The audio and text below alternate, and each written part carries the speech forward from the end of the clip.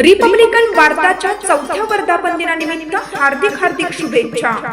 शुभेच्छुक माननीय बुद्धरत्न भालेराव, तालुकाध्यक्ष वंचित बहुजन आघाडी पुसद यवतमाळ, माननीय आयुष्यमान बुद्धरत्न भालेराव, तालुकाध्यक्ष वंचित बहुजन आघाडी पुसद यांच्यातर्फे रिपब्लिकन वार्ता महाराष्ट्र वृत्तपत्र व वृत्तवाहिनीच्या 4थ्या वर्धापन दिनानिमित्त हार्दिक मंगलमय शुभेच्छा। तर आज रिपब्लिकन वार्ता न्यूज वृत्तपत्र आणि वृत्तवाहिनीचा जो 4था वर्धापन दिन आहे, वंचित समूहाचा आवाज, श्रमिक, मजदूर अशा सर्वसामान्यांचा आवाज वृत्तपत्र व चॅनलच्या माध्यमातून आपण लोकांसमोर मांडतो।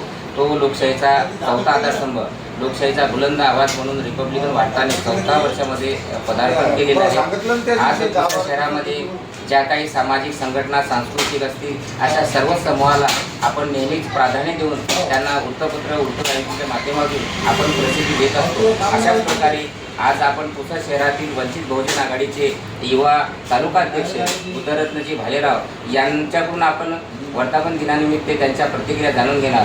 काय म्हणतात बुद्धरत्नजी? आज रिपब्लिकन वार्ताचा 4था वर्धापन दिन आहे आणि आपली पहिली प्रतिक्रिया। सर्वप्रथम रिपब्लिकन वार्ता, वृत्तवाहिनी व वृत्तपत्र यास मी 4थ्या वर्धापन दिनाच्या खूप शुभेच्छा देतो। मागील कित्येक वर्षापासून मी राजकीय पक्षामध्ये काम करत असताना माझ्याबरोबर मागील 4 वर्षापासून आपली रिपब्लिकन वार्ता जे न्यूज चॅनल आहे यांनी ज्या पद्धतीने पुसद तालुक्यातील विविध सामाजिक उपक्रमाला किंवा विविध सामाजिक अडचणींना ज्या पद्धतीने वाचा फोडलेली आहे, खरंच रिपब्लिकन वार्ताचं जेवढं कौतुक करावं तेवढं कमीच आहे।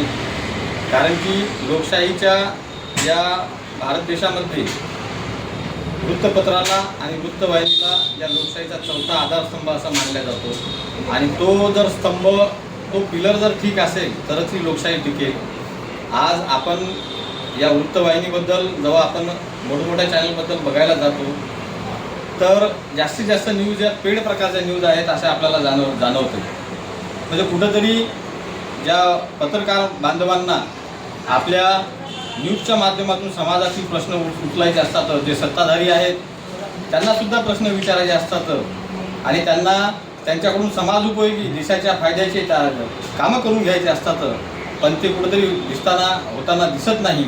पण रिपब्लिकन वार्ताने मात्र संपूर्ण जिल्ह्यातच नव्हे तर इव्हन महाराष्ट्रामध्ये त्यांची जी टीम आहे, त्यांची जी राज्य कार्यकारिणीची, जिल्ह्याची, तालुक्याची जी टीम आहे, आम्ही सतत त्यांच्या चॅनलचे फॉलोअर आहोत, त्यांच्या बातम्या बघत असतो आणि त्या बातम्यामधून हे जाणवते की त्यांनी आत्तापर्यंत समाज उपयोगी कुठल्याही राजकारणाला बळी न पडता, कुठल्याही आमिषाला बळी न पडता त्यांनी समाज उपयोगी बातम्यांना प्रथम प्राधान्य दिलेलं आहे आणि हे असंच त्यांचं काम अविरत चालू राहो या वर्धापन दिनानिमित्त मी त्यांना एवढ्या शुभेच्छा देऊ इच्छितो। धन्यवाद। मागील वर्षीच्या वर्धापन दिनी आपण या कार्यक्रमाचे भाग म्हणून त्या ठिकाणी प्रमुख उपस्थिती होता आणि आपल्याच माध्यमातून, आपल्या सहकार्यातून आज रिपब्लिकन वार्ता हे 4थ्या वर्षामध्ये पदार्पण करीत आहे आणि त्यांचं जे यावर्षीचं जे वर्धापन दिन आहे हे पूर्णा या नगरीमध्ये होत आहे।